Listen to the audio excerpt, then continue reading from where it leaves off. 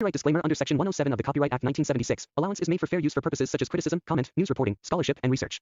Fair use is a use permitted by copyright statute that might otherwise be infringing. Non-profit, educational or personal use tips the balance in favor of fair use. Mukesh Ambani का नाम सुनते ही हर किसी के दिमाग में एक सशक्त और सफल बिजनेसमैन की छवि उभर आती है।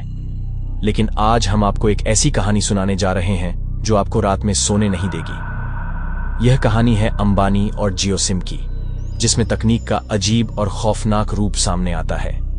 साल 2016 में जब मुकेश अंबानी ने जियो सिम को लॉन्च किया तो पूरे भारत में धूम मच गई।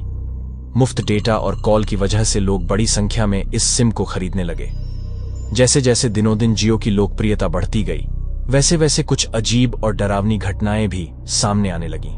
मुंबई के एक कॉलेज स्टूडेंट राजेश ने जियो सिम खरीदी। शुरू में तो सब ठीक चला, लेकिन एक रात अचानक उसके फोन से अजीब आवाजें आने लगीं। पहले तो उसने इसे नेटवर्क की समस्या समझकर नजरअंदाज किया, लेकिन जब फोन अपने आप चालू और बंद होने लगा तब उसकी चिंता बढ़ गई। राजेश की समस्याएं यहीं खत्म नहीं हुईं। एक रात जब वह गहरी नींद में था, उसके फोन से एक अजीब संदेश आया, तुम्हारी आत्मा को जियो की जरूरत है।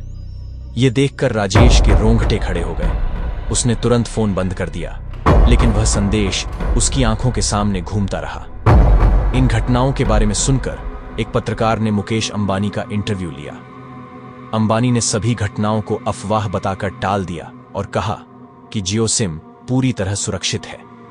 लेकिन पत्रकार ने जब अंबानी से उन घटनाओं के बारे में ज्यादा जानने की कोशिश की तो अंबानी के चेहरे पर चिंता की लकीरें साफ दिखने लगीं। एक रात जब राजेश अपने कमरे में अकेला था, उसके फोन से फिर वही संदेश आया। इस बार संदेश कुछ ज्यादा ही खौफनाक था, तुम्हारी आत्मा अब मेरी है।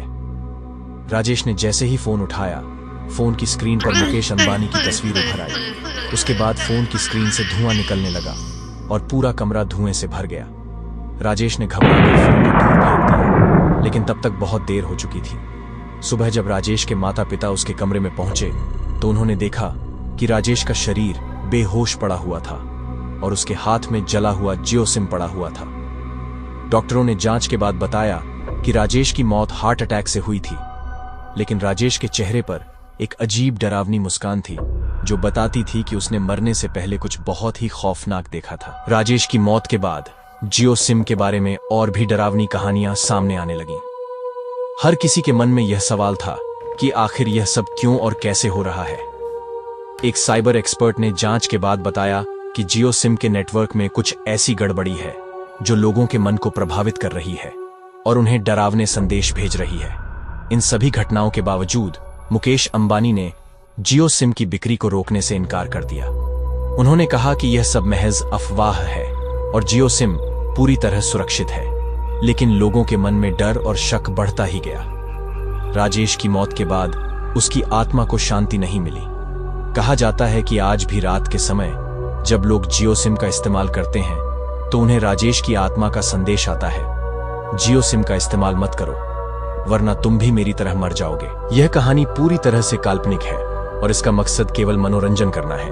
मुकेश अंबानी और जियो सिम से जुड़ी सभी जानकारी वास्तविक है, लेकिन इस कहानी में जो घटनाएं बताई गई हैं वे पूरी तरह से फर्जी हैं। इस तरह की लाइफ स्टोरी और हॉरर स्टोरी और लव स्टोरी सुनने के लिए मेरे YouTube चैनल को सब्सक्राइब करके मेरे साथ बने रहें।